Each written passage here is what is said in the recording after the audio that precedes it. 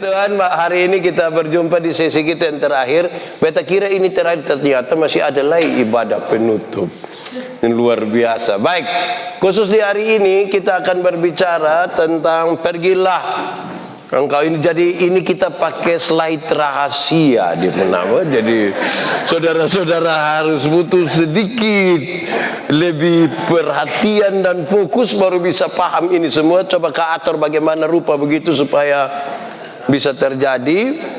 Ya, kita akan berbicara tentang pergilah engkau diutus. Jadi setelah kamu belajar sejumlah hal di sini, kamu harus pakai ini dalam perjalanan hidup, tapi juga dan pelayanan. Tapi memang harus saudara-saudara pergi dengan semangat pelayanan yang lebih lagi dari sebelum saudara datang ke tempat ini. Saya berharap kita sudah bisa lihat ini. Oke, pergilah. Sudah? Kamu mesti pergi. Nanti tolong dibaca Atau yang paling gampang tidak usah pakai itu, bahwa datang saja taruh di sini supaya saya melihatnya saja dan kemudian mengatakannya. Atau bagaimana? Taruh saya di sini biar saya sendiri yang lihat, toh lebih gampang daripada semua lihat tapi tidak melihat. Ya. Oke. Saya kira begitu saja cukup. Baik, sekali lagi shalom semuanya. Selamat pagi. Ada yang tinggal dia punya badan saja di sini dan sementara pikiran, perasaan dan semua sudah duluan ke Kupang, ada? Oh tidak, Atau siapa yang nanti sedih sekali meninggalkan ini tempat? Pergilah engkau diutus. Diutus untuk apa ya? Yang paling pertama saudara mencatat bahwa saudara diutus untuk menjadi hamba. Diutus untuk menjadi apa? Hamba. Saudara tidak diutus untuk menjadi tuan. Saudara diutus untuk menjadi hamba. Dalam kaitan dengan itu saudara-saudara, karena saudara diutus untuk pergi menjadi hamba, maka yang paling pertama saudara harus taruh baik-baik di dalam pikiran saudara adalah saudara harus pergi untuk melayani dan bukan untuk dilayani. Pergi untuk melayani dan bukan untuk dilayani. Pergi untuk memberi dan bukan pergi untuk mendapatkan. Harus taruh baik-baik di situ. Itu pertama. Sebentar kita diskusi ya. Beta lihat durasi yang dikasih itu 2 jam dan pasti beta akan lakukan ini lebih cepat. Lebih cepat.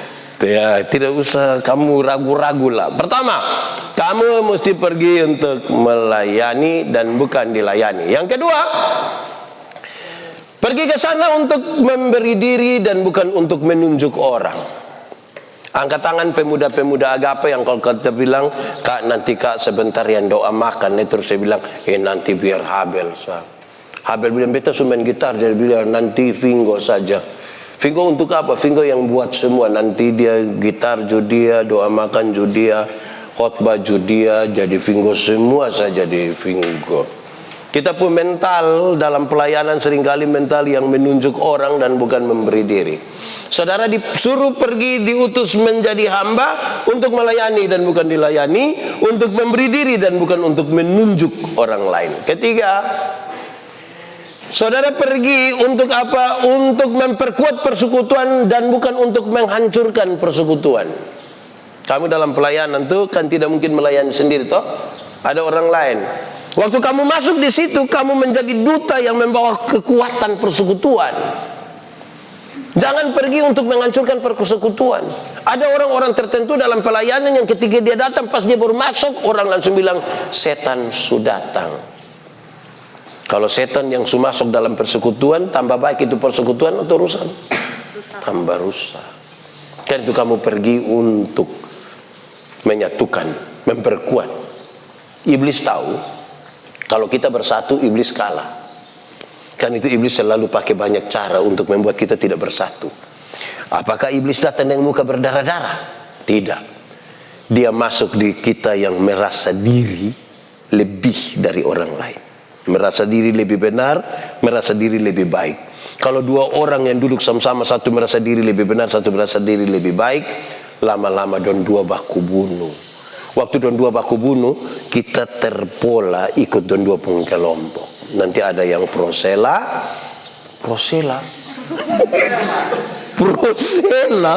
macam produk apa itu? Maksudnya ada yang ikut sela, jangan prosela. Ada yang ikut tutup. Nah itu jadi masalah. Persekutuan jadi hancur. Berikut. Yang kedua, saudara-saudara, saudara diutus untuk menjadi gembala yang baik. Kamu pikir kamu kecil-kecil dia bukan gembala. Kamu ini gembala. Paling tidak gembala bagi diri sendiri dulu. Kau mengembalakan diri sendiri tidak bisa, dia mau mengembalakan orang lain untuk apa? Kalau dia sendiri pergi gereja saja masih hari Minggu, terus hari Minggu lagi, itu berarti dia pergi ikut gereja, bukan ibadah pemuda. Karena ibadah pemuda di hari Jumat. Bagaimana dia bisa mempengaruhi orang lain untuk itu? Kamu diutus menjadi gembala yang baik karena belajar dari Kristus. Itu yang nanti saya maksudkan di situ. Saya taruh sini. Kristus gembala yang baik itu mengenal domba-domba dan mereka mengenalnya. Sebenarnya ini bicara tentang relasi. Bicara tentang relasi. Ada orang yang di dalam pelayanan itu dia hanya diam saja, dia tidak ngomong satu apapun, sepertinya dia sementara memilih untuk puasa. Padahal sebenarnya waktu puasa sudah selesai. Kita sudah masuk di masa baik. Kristus gembala yang baik. Setiap orang yang belajar dari Kristus sebagai gembala yang baik, dia mengenal domba-dombanya. Untuk membuat ini persekutuan jadi baik, kita mesti saling kenal satu dengan yang lain. Bukan saling kepo. Kenal dengan kepo itu dua hal yang beda.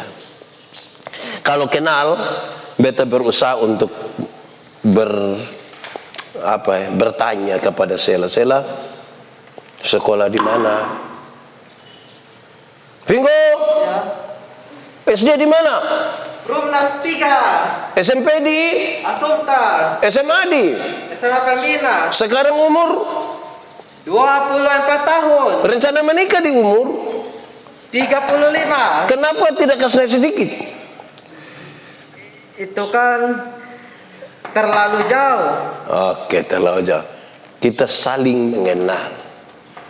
Nanti dia akan bertanya kepada beta. Kalau kepo itu, nanti kita bertanya, Ari, Vingo Punona yang pakai baju apa? Itu kepo, itu dia pun nama. Baju biru kok? Yang biru tua atau biru muda?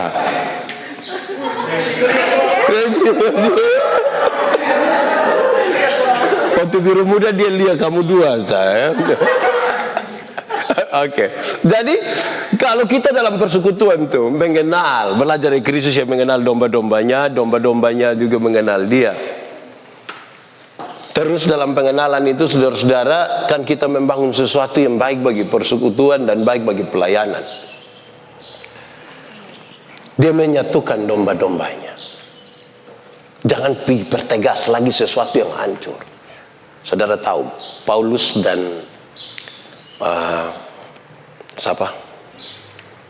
Paulus dan Apolos, dua pemimpin jemaat waktu itu. Paulus itu dikenal sebagai seorang penginjil yang luar biasa. Satu kali menginjil 2.000-3.000 orang bertobat. Tuhan memakai dia dengan luar biasa untuk itu. Sehingga banyak banyak jemaat yang begini, orang kalau jadi hamba Tuhan itu harus macam Paulus. Menginjil 2.000-3.000 orang menyerahkan diri. Separuh yang tidak. Orang mau jadi pelayan itu mesti sama seperti Apolos. Apolos seorang orator, seorang pengkhotbah yang luar biasa. Khotbah 5-6 jam orang tidak bosan-bosan. Dia bilang pendeta yang baik mesti begitu. Paulus dan Apolos ini tidak tahu masalah. Tapi jemaat itu kemudian mengelompokkan diri. Ada yang ikut Paulus, ada yang ikut Apolos. Padahal Paulus dengan Apolos tidak tahu apa-apa.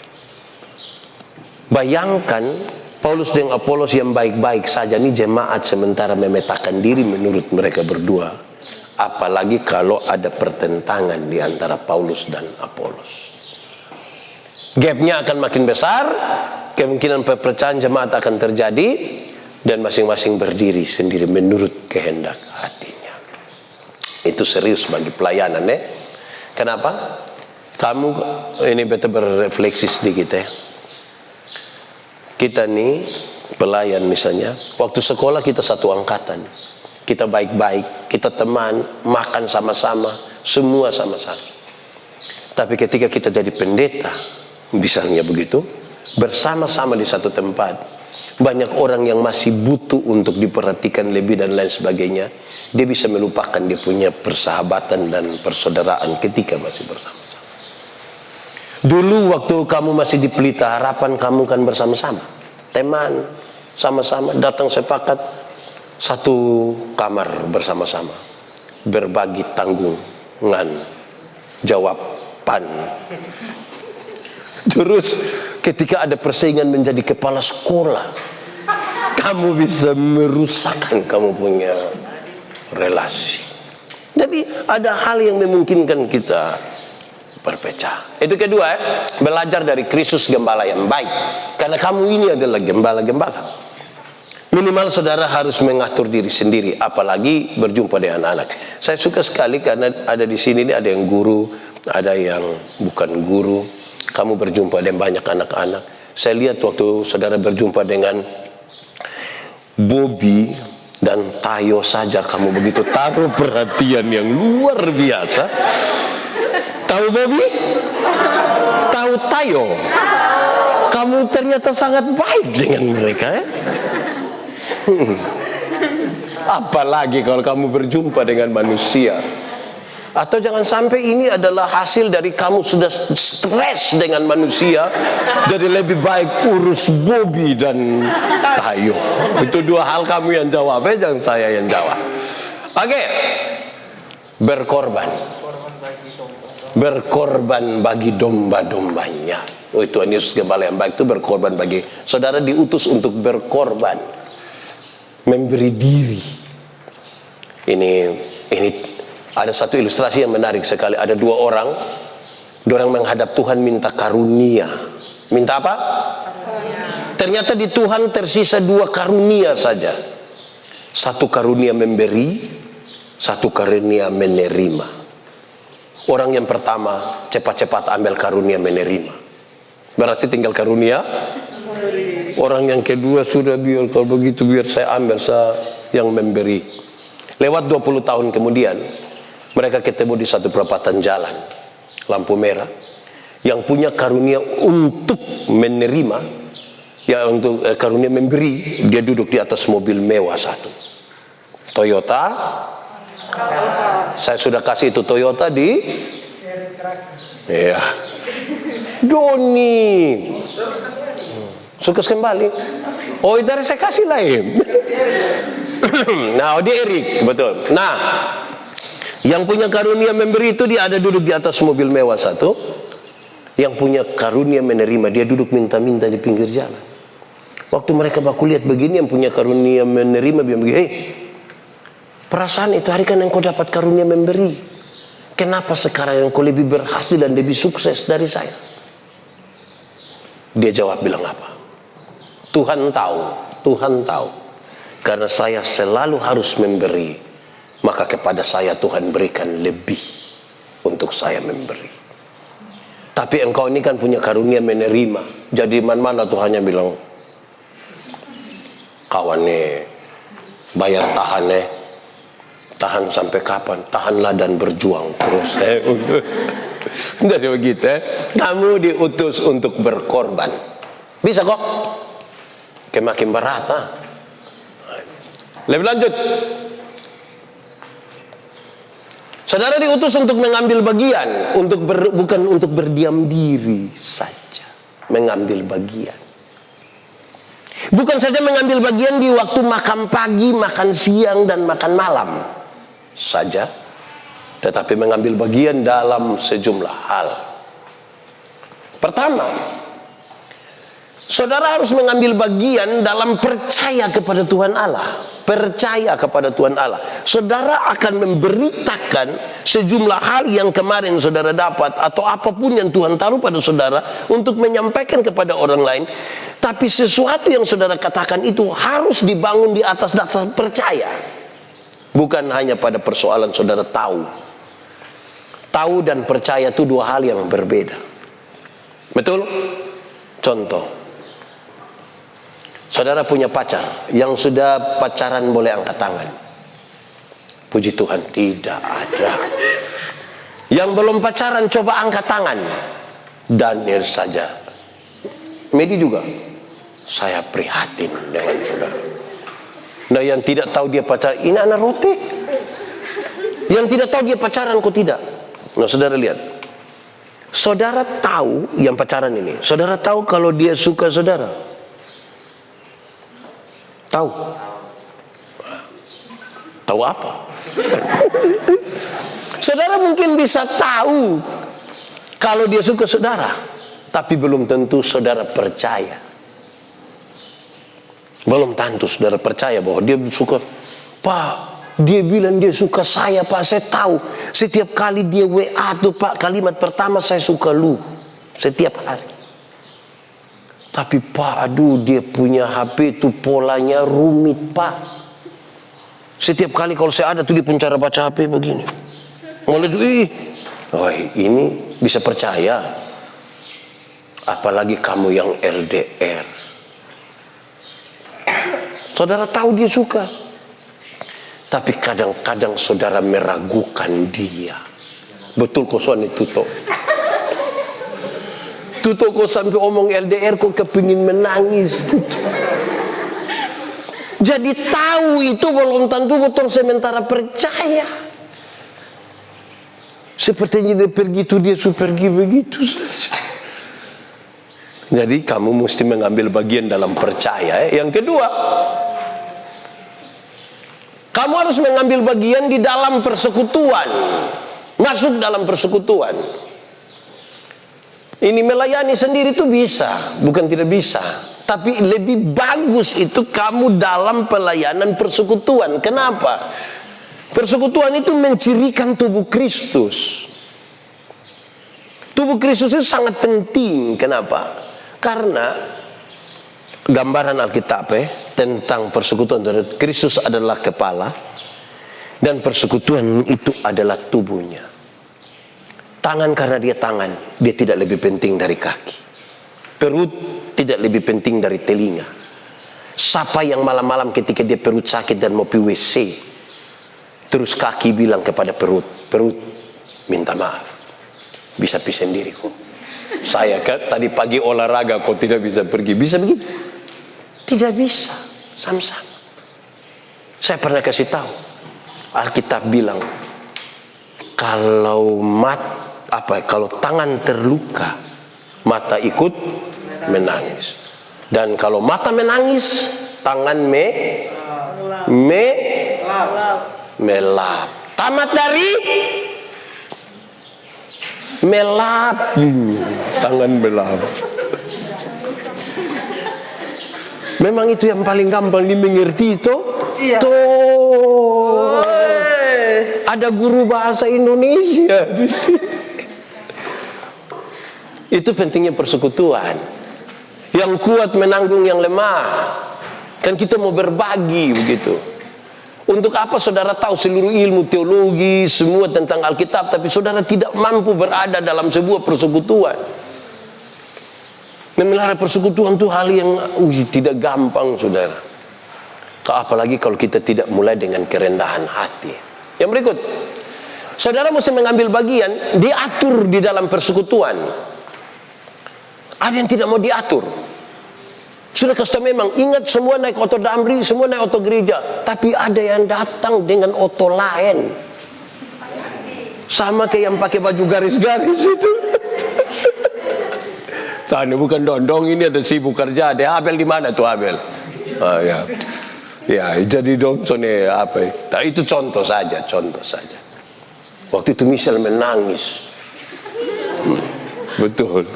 Dia menangis sambil tertawa. Ya ini sekarang dia tertawa. Dan saudara-saudara, memang kalau kita ada dalam sebuah persekutuan bersama, kita mesti diatur. Kenapa? Menghimpun semua orang, ada 40 orang yang datang ke sini hari ini. Kalau dia tidak mau diatur, masing-masing kamar mau atur diri sendiri. Ada 2 orang di dalam itu kamar itu masing-masing mau atur diri sendiri. Wih, saya rasa kita bisa hancur di sini. Makanya kita diatur bersama-sama. Mau masuk dalam pelayanan itu harus begitu, diatur. Saya satu saat saya masih melayani di Sabu, datang sebuah persekutuan doa dari Jakarta. Mereka bawa semuanya. Kami rapat beberapa kali. Di rapat terakhir mereka punya utusan datang yang begini. Setelah bicara semua, memang Tuhan bawa semua. Terus pas mau tutup itu acara rapat, saya bilang, saya boleh bertanya sedikit?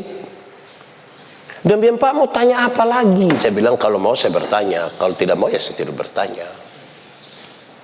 Boleh Pak, 1 menit ya? Oke boleh. Saya mau bertanya, semuanya kamu bawa dari sana? Iya Pak. Minta maaf, nanti WC juga dibawa dari Jakarta? Jemaat juga bawa dari sana? Tidak Bapak. Nah karena itu berarti tidak semua kamu bawa. Kamu duduk diam-diam di situ, kok saya atur. Kasih masuk kumpul nama semua supaya saya atur. Yang sudah menikah itu sapa-sapa, yang belum menikah sapa-sapa, supaya kita jangan kasih tidur kamu sama-sama. Karena roh memang penurut, tapi Dagingnya lemah. daging galau. Daging lemah. Oh iya. Daging lemah. Jadi diatur tuh hal yang penting. Diatur. Dan kita semua mesti sepakat pada yang diatur.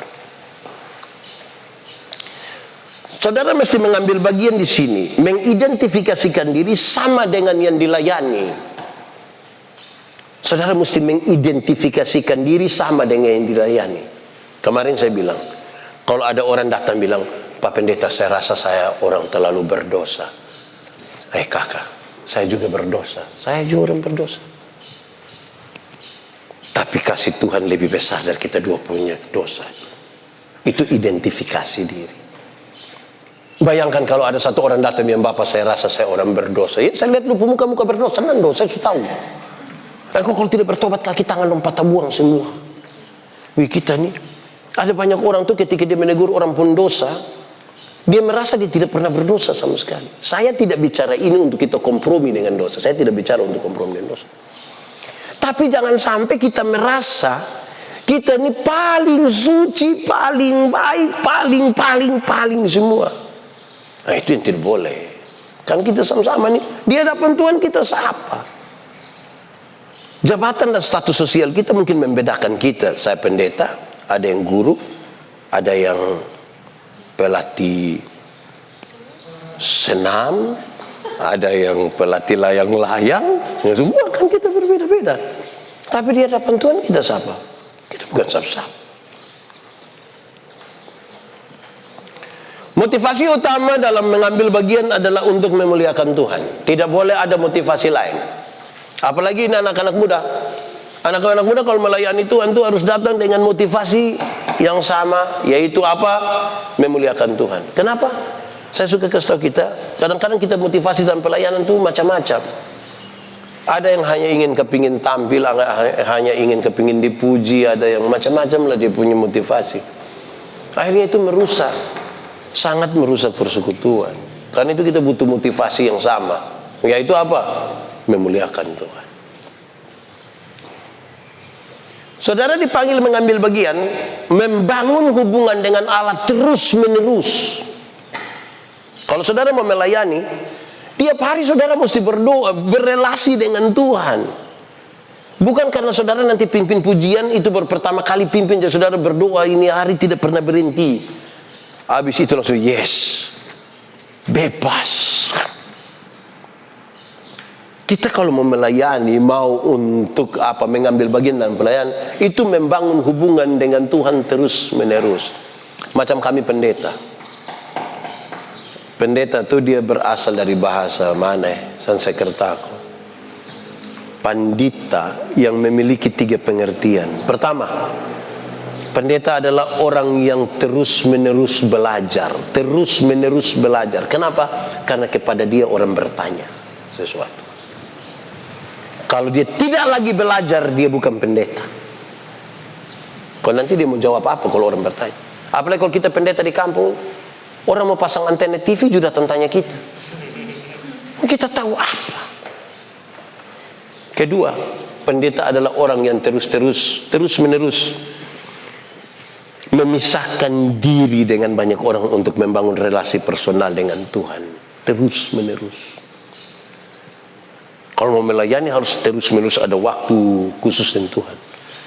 Pada waktu kita berhenti melakukan itu, sebenarnya kita bukan siapa-siapa. Kita hanya menjalankan aktivitas ibadah, aktivitas melayani.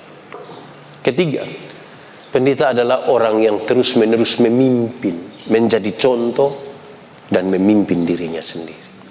Karena orang kan biasa lihat, kok Pak Pendeta sah? Kenapa lu tidak pakai helm? Kok Pak Pendeta sah kenapa tidak pakai? Iya, saya tidak pakai kan saya pakai kepala sudah ke helm.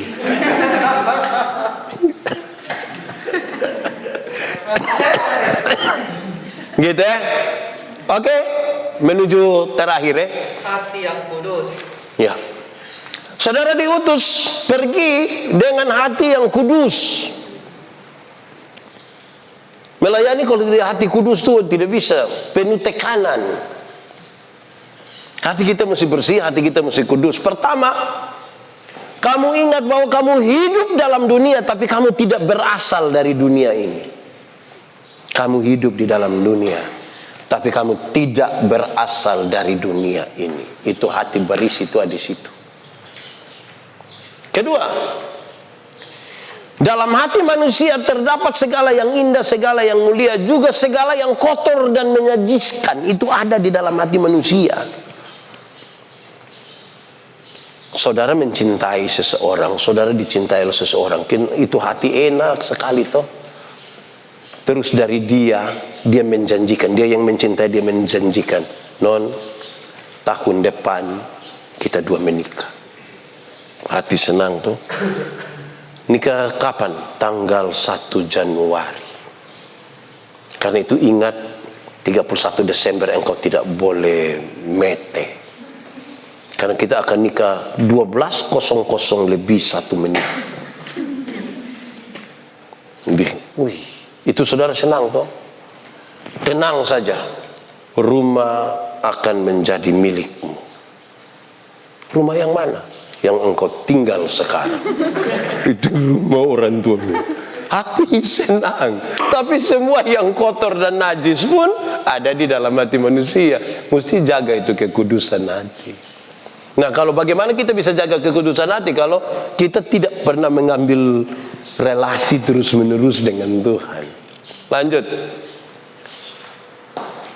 Karena itu dibutuhkan, untuk ini hal-hal ini dibutuhkan apa? Doa pribadi. Ini doa pribadi dong, aman kok. Waktu makan. Yang ketika ambil makanan lihat semua orang berdoa, dia juga perasaan, dia juga tutup mata. Dia buka mata, orang masih tutup mata, dia tutup ulang lagi dulu. Untuk di sini hati yang kudus, karena saudara butuh ini dua hal, maka yang harus saudara lakukan adalah satu apa?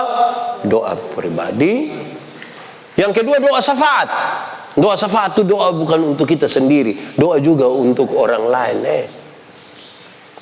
Doa untuk orang lain, doa untuk banyak sekali hal.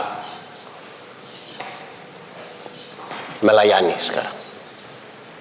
Sedikit lagi so habis. Sedikit lagi kita akan pulang. Sedikit lagi kita makan siang. Pilih mana? Habis, pulang, atau makan siang? Oh, makan siang. Sekalipun tidak pulang Oke, baik. Oke, melayani satu. Melayani apa? Tuhan. Melayani Tuhan. Jangan melayani diri sendiri, jangan melayani apapun selain melayani Tuhan. Jadi waktu saya melayani Vingo, saya tulus harusnya sama dengan ketika saya melayani yoga. Ari. Karena kita lihat Tuhan pada mereka. Ketika aku lapar, ketika aku haus, ketika aku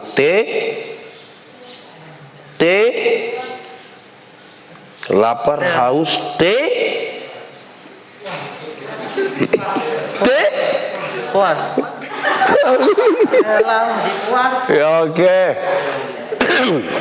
Ketika aku lapar, ketika aku haus, ketika aku telanjang.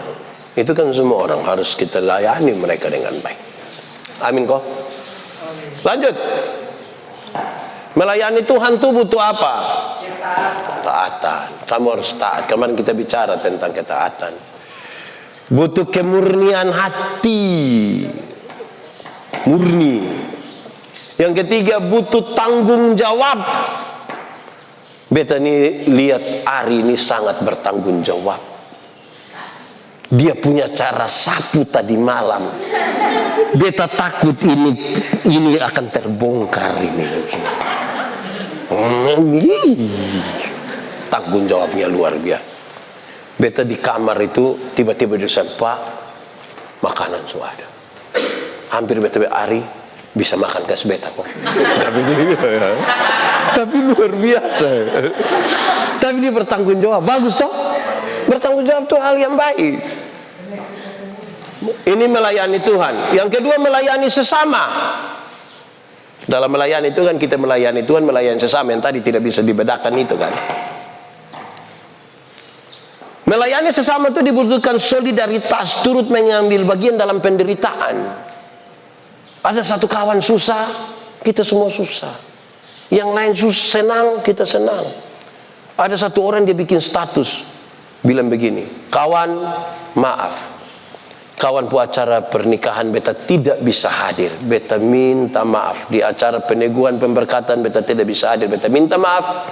Tapi beta janji, beta akan hadir di kawan pu malam pertama. Beta akan hadir. Itu mau hadir bikin apa di situ? Itu nanti kawan susah dia tidak ada. Kawan senang baru iklan di apa tuh bagus ah. Kalau ada hilang. Nanti kalau tidak ada bertanya posisi.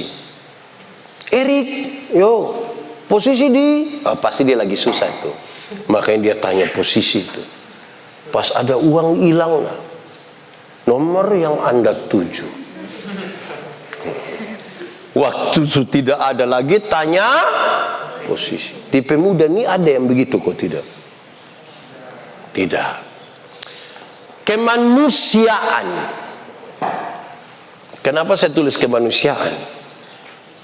Manusia itu diperlakukan mesti beda. Beda nah. Ada juga memang Bobby namanya itu. Tapi perlakuannya mesti beda toh. Tayo itu beda harusnya dengan waktu kita bicara ini toh tentang kemanusiaan. Amin kosone. Lanjut.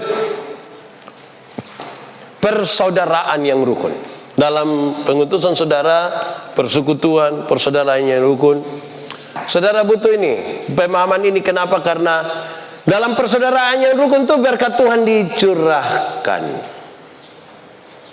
Sungguh alangkah baik dan indahnya jika saudara-saudara duduk bersama dengan rukun, sebab kesanalah Tuhan perintahkan berkat.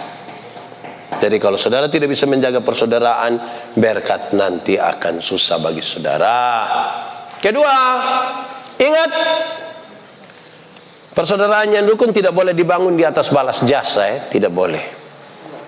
Ingat, itu hari waktu kita di PPMT, lu pun kos kaki itu kan lu pinjam saya sebelah toh.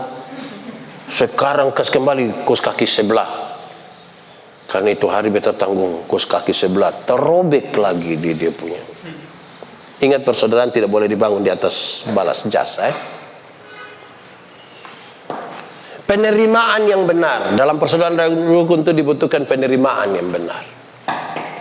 Jangan penerimaan itu berdasarkan kita punya pemahaman yang sempit, berdasarkan status sosial atau apa, tapi penerimaan yang benar, karena setiap teman itu adalah manusia, dan kalau kita ingin diterima, kita juga butuh menerima secara baik. Ingat, kita dalam konteks persaudaraan rukun, apapun yang kita buat itu sebenarnya harus dilakukan bukan karena tuntutan, bukan karena tuntutan. Tadi ada tanggung jawab, sesuatu yang mesti kita lakukan dengan penuh kemurnian, penuh ketulusan dalam kekudusan. Kita tidak akan melihat itu sebagai tuntutan. Kalau apapun yang kamu lakukan hanya sekedar sebuah tuntutan biasa, itu kewajiban. Saudara akan menulis, saudara akan berkata, pokoknya kau yang penting kita suruh. Pokoknya kan iya tuh. Nah, itu tidak bisa begitu. Habis. Saudara berbahagia toh karena tidak ada lagi dia punya ini. Demikian ini sesi yang saya bawa tentang pergilah engkau. Ada 6 poin yang saya kira penting ya. Tujuan Tuhan ada di situ dan dia melengkapi saudara supaya kalau saudara pergi dan menyatakan apa yang menjadi tujuan Tuhan melalui saudara. Itu yang bisa saya sampaikan. Selanjutnya saya kasih kesempatan 3 orang saja. Itu pun kalau sampai. Kalau tidak pun tidak apa-apa. Kan saya lihat dari saudara wajah, saudara adalah orang-orang yang satu, sudah mengerti. Yang kedua, saudara sudah mengantuk. Yang ketiga, saudara sudah lapar. Silakan, ada yang mau bertanya atau saya langsung tunjuk itu orang-orang dong. Oke, Vingo, silakan. Kalau bagaimana ini kita itu sebagai manusia itu kalau kita mau melayani sesama itu seperti apa ke dalam memiliki pelayanan dan terhadap sesama itu antara lain satu solidaritas, kedua manusia itu seperti apa? Oke. Solidaritas, tadi ini Vingo bertanya secara baik ya. Kita melayani sesama manusia itu kan dibutuhkan solidaritas. Yang kedua kemanusiaan. Sebenarnya itu seperti apa? Teori dan hal-hal yang lebih praktis. Solidaritas berarti kita turut mengambil bagian dalam dia pun penderitaan, dalam dia pun pergumulan. Tidak usah kepo dan dia pun masalah, tapi minimal kita bisa berdoa bagi dia. Harus penuh ketulusan karena kita kadang-kadang hanya drama saja ke kita ketika kita bilang yang kuat yang kuat sayang kuat. Itu tidak tulus, itu kasihan gitu. Yang kedua kemanusiaan. Manusia itu kan sangat berharga. Kemarin kita belajar satu materi yang di Depung kata pengantar saya sampaikan. Manusia adalah makhluk yang sangat di hadapan Tuhan dia sangat berharga.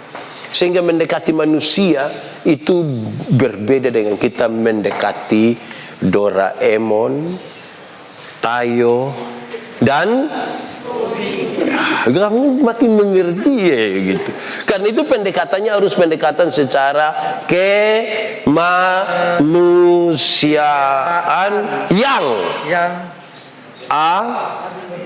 adil dan beradab. Ya, sila Dua. Wah, luar biasa. Gitu ya? Terima kasih. Masih ada? Nando silakan. Pak, mau tanya tentang pengutusan nih.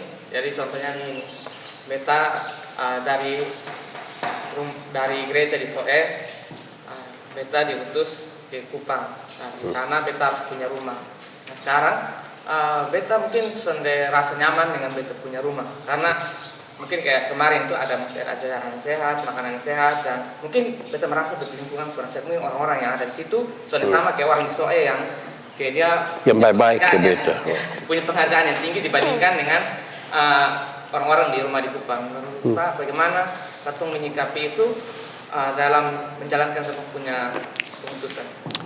Nando, Tuhan Yesus suatu saat bilang begini. Nando bertanya bagaimana kita ada di satu lingkungan yang sebenarnya dari segi penerimaan itu agak bermasalah, penghargaan bermasalah. Kira-kira bagaimana? Nando dengar. Tuhan Yesus suatu saat nasihat murid-murid. Ikutlah aku. Atau dia bilang, Tuhan bolehkah saya ikut kamu? Tuhan bilang begini, pikir baik-baik. Pikir baik-baik. Supaya keputusan untuk mengikut Tuhan haruslah itu keputusan yang paling tinggi. Tuhan kasih catatan yang begini. Ingat, Anak manusia, singa mempunyai liang, burung mempunyai sarang, tapi anak manusia tidak punya tempat untuk meletakkan kepala. Pikir baik-baik supaya keputusan untuk mengikut Tuhan itu keputusan paling tinggi dalam hidupmu, sehingga tidak boleh ada satu hal yang terjadi di daerah engkau yang membuat engkau membatalkan keputusan itu. Ini sebuah pesan bahwa, hati-hati, ternyata ikut Tuhan itu tidak segampang yang kita bayangkan. Tantangan itu ada. Ditambahkan, ingat, engkau diutus seperti domba di tengah-tengah serigala. Tadi malam ada satu serigala. Waktu Daniel, dia tidak buat apa-apa. Oh, singa. Itu singa ada di sini. Waktu Daniel, dia tidak buat apa-apa. Tapi waktu, siapa itu? Yang masuk kedua itu? Menteri masuk, singa agresif, sangat agresif. Hamba Tuhan dia tidak agresif, menteri singa, wah. Dan dia mendalami itu peran sekali. Artinya ada sebuah suasana yang menakutkan, yang tidak baik dan tidak indah, tidak enak bagi beta.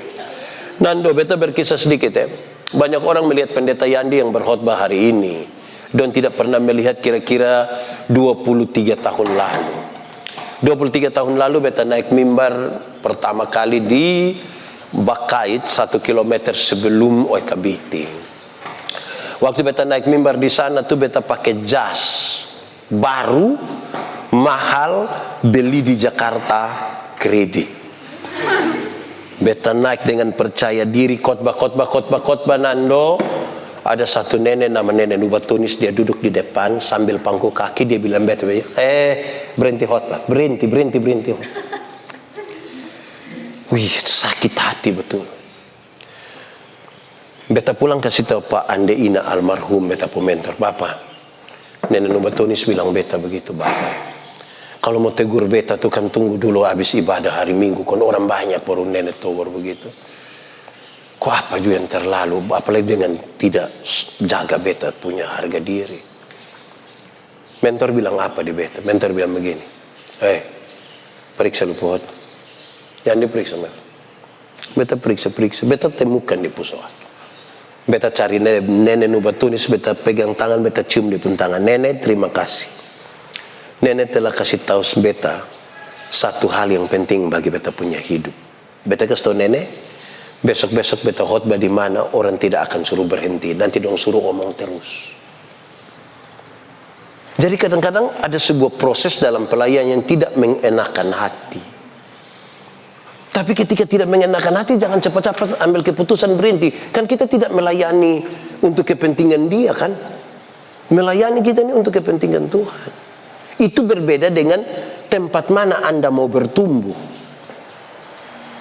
Tempat mana Anda mau bertumbuh, itu dua hal yang berbeda sekali. Tapi waktu melayani, dimanapun engkau melayani, betul-betul semua proses yang dialami di sana, kami latih anak-anak untuk menginjil. Anak-anak yang menginjil kita suruh pergi ke rumah-rumah. Tanpa kita hubungi duluan itu tempat-tempat, dorang pergi ketok pintu. Dorang mau menginjil. Orang tua bilang, lu anak kecil, anak mau datang ke layani saya. Pulang. Sejumlah anak trauma dan tidak mau lagi diutus. Tapi 1-2 orang memotivasi diri. Saya ditolak hari ini. Kira-kira dia pun soal di mana ya, supaya kita bisa pergi kembali. Jadi ini cara pandang kita terhadap masalah.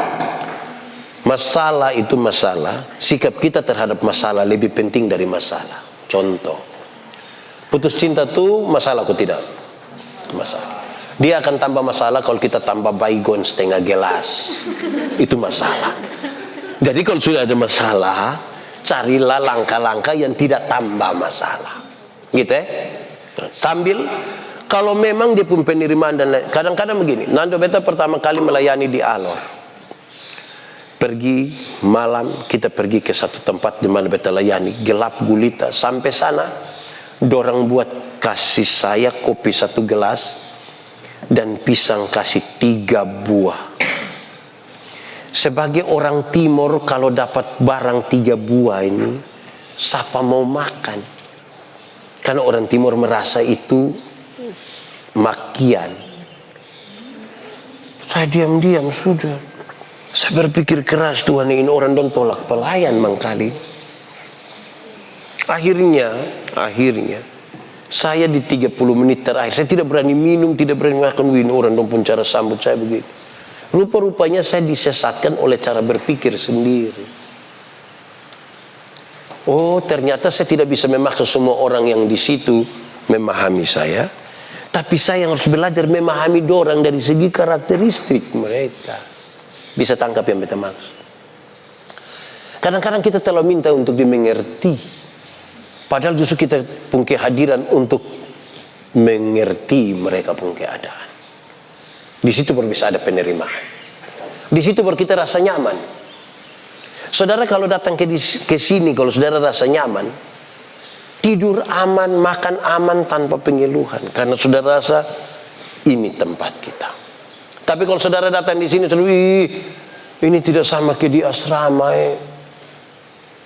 Di asrama saya sedikit-sedikit Om Simon berteriak di sebelah. Sedikit-sedikit Oto lewat. Memang kalau di sini Oto mau lewat mana? Tidak bisa. Dari soal kita punya keputusan untuk ada di satu tempat. Ada orang bisa duduk di sini, tapi belum tentu dia pemikiran, perasaan, hati ada di sini. Dan saudara di satu tempat mesti ada di situ.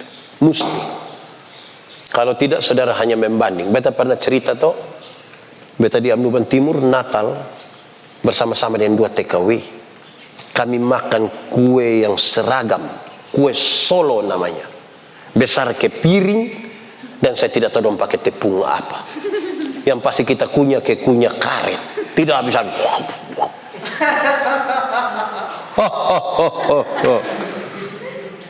Lalu sementara kunyah susah-susah ini kue, lantas yang TKW satu bilang begini, Pak, kalau kita Natal di Hong Kong, itu beta lihat dia begini. Yang satu bilang, Pak, kalau kita Natal di Macau, terus, ini kita di Timur. Yang kau harus lakukan adalah bahwa itu Hong Kong datang. Kalau tidak, kamu 2 berangkat ke Hong Kong. Saudara tidak bisa tinggal di sini, tapi pikiran dan perasaanmu ada di tempat lain. Tidak bisa.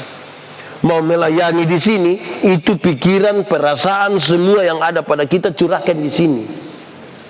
Tidak bisa saudara melayani di Soe, tapi saudara masih membayangkan waktu saya ada di Batak dan Batak Teh. Luar biasa. Makin hebat kamu ini. Tidak bisa begitu supaya kita mencurahkan semuanya di satu tempat. Tentang penolakan. Jangankan Nando, Tuhan Yesus saja orang tolak. Padahal dia Tuhan Yesus. Ada yang kurang dari Tuhan Yesus, itu pun ditolak. Kalau Tuhan Yesus saja ditolak, apalagi yang macam saya begini. Beta jadi pendeta tahun 2004. Waktu jadi pendeta beta tulis satu tulisan kecil. Ini hari jadi pendeta, ini hari yang kau masuk dalam kelompok orang bersalah. Khotbah panjang salah, khotbah pendek salah, gondrong salah, botak salah, ada kumis salah, tidak ada kumis salah, cerewet salah, pendiam salah, bergaul salah, tidak bergaul salah, di rumah terus salah, keluar terus juga salah. Semua yang kita lakukan orang melihat dalam perspektif yang berbeda. Bahkan mereka melihat itu sebagai sebuah kesalahan. Berusaha memuaskan mereka, itu usaha yang sia-sia. 2 orang ini bertengkar, beta datang duluan ke dia, yang ini pikir beta sementara memihak ke dia. Padahal kita maksud kan kasih ketemu dua langsung baku bunuh di situ, jadi mesti pergi satu-satu.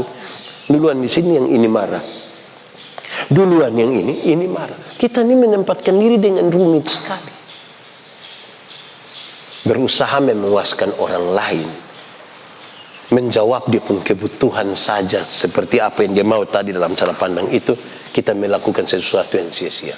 Lalu yang perlu dilakukan apa? Yang perlu dilakukan adalah Lakukanlah itu kalau kamu bisa pertanggungjawabkan kepada Tuhan seperti untuk Tuhan, itu cukup. Bahwa nanti diterima atau tidak diterima itu soal lain. Tapi engkau harus sadar betul apa yang kau lakukan. Gitu ya? Terakhir satu orang, itu pun kalau ada. Anak rote, silakan. Apa? Baik, terima kasih atas kesempatan Bapak di melayani Tuhan. Ya. Banyak hal yang sudah Bapak jelaskan tentang melayani Tuhan. Pertanyaannya, kadang manusia tuh mau melayani Tuhan tuh karena ada sesuatu hal yang Sesuatu hal yang dia mau melayani Tuhan tapi di dalam itu ada contohnya kayak Oke, motivasi ya. Sebenarnya ada dua hal saja. Hal yang pertama, ada orang melayani Tuhan itu bukan karena melayani Tuhan. Itu titik yang saya sebut dengan bukan Tuhan pakai dia, tapi dia pakai kembali Tuhan. Jadi dia pakai kesempatan itu karena dia punya kepentingan. Ada perempuan cantik dia waktu itu perempuan dong semua tidak cantik. Dia langsung sedih. Terus kita kasih tenang, dia bilang, tenangkan itu perempuan dong sebenarnya cantik. Iya Pak, tapi dong tidak itu dong menyamar. Makanya dong kelihatan tidak cantik. Tapi apa maksudnya? Beta ingin sampaikan bahwa kadang-kadang orang melayani tindakannya seperti rohani tapi motivasinya tidak rohani. Beta punya satu video pendek yang orang bilang, Pak ini bikin sembarang saja. Terus itu beta khotbah di agak. Ada satu pendeta pergi di satu tempat syukuran. Sama-sama dengan seorang janda miskin, mereka sama-sama di situ. Terus janda ini bilang kepada Pak Pendeta, Pak Pendeta, tanggal 14 bisa pimpin di rumah kok, ibadah di rumah. Pak Pendeta bilang, aduh, mama saya sibuk mama, jadi nanti penatua saja yang bisa kok. Oh iya Bapak, tidak apa-apa kok mama. Oh tidak apa-apa, sudah. Pergi bagi makan, duduk sama-sama, basa-basi. Pak Pendeta tanya, mama, kau mau bikin acara apa? Kau bikin ibadah? Terus ini janda bilang begini, oh saya punya laki-laki yang pertama itu dia baru saja dilantik jadi komisaris bank. Jadi dia ada mau titip berkat sedikit. Terus Pak Pendeta bilang, tanggal berapa dulu mama, tanggal berapa? Mam tua bilang tanggal 14. Oh tadi saya pikir bilang tanggal 4. Ternyata kalau 14 saya bisa mama, 14 saya bisa. Bisa tangkap dia pun maksud. Itu bukan lagi Tuhan pakai kita. Kita yang pakai Tuhan untuk maksud-maksud kita. Bisa saja untuk itu tadi, tampil, motivasinya untuk penampilan, motivasinya untuk lihat nona-nona, motivasinya untuk dapat uang. Itu semua berarti dia bukan motivasi untuk melayani Tuhan. Bahwa kemudian nanti di itu persekutuan dia nanti dapat uang, bahwa nanti di situ itu dia kesempatan dia bisa tampil, bahwa nanti di situ dia kesempatan bisa ada pacar di situ, itu soal yang berbeda. Tapi motivasi yang harus kita taruh paling pertama adalah saya mau melayani Tuhan. Kok banyak kok menikah karena kenal itu di waktu mereka bersekutu bersama-sama. Tidak salah juga toh. Begitu. Tapi motivasi itu paling utama, dan yang paling penting adalah motivasi itu Tuhan yang tahu. Kedua saya ingin sampaikan bahwa kadang-kadang pertama motivasi kita benar Kak. Sebagai pendeta beta bisa menulis waktu penabisan itu beta tulis, bersedia ditempatkan di mana saja di wilayah pelayanan gereja Masih Injil di Timur. Itu karena masih meluap-luap. Ketika 1 tahun berjalan, 2 tahun, 3 tahun beta melayani betul-betul melayani. Pas satu periode dan ingin pindah, dong mau kasih pindah beta dari satu tempat ke satu tempat. Beta bilang, oh masa kok, apalagi orang pelayan tuh mesti ke Pak Pendeta Yandi. Beta mulai merasa diri pantas. Ketika mulai merasa diri pantas, orang kasih pindah dari Soe, pindah ke Menela Petu. Saya bilang, masa saya ke Menela Petu? Orang macam saya ini sudah harus pindahnya ke Kupang. Di awal motivasi kita mungkin benar. Tapi ketika kita mulai merasa diri pantas, inti, beres, maka motivasi yang awal tadi yang ikut Tuhan pun tujuan telah geser kepada apa yang menjadi tujuan kita. Itu yang mesti jadi hati-hati. Itu saya kira itu yang bisa disampaikan. Buat kita semua terima kasih banyak. Selamat jalan. Sekalipun Damri belum datang. Jadi kalau saudara paksa jalan, jalanlah di tempat atau jalan kaki, itu sudah cukup bagi saudara. Tuhan memberkati. Amin.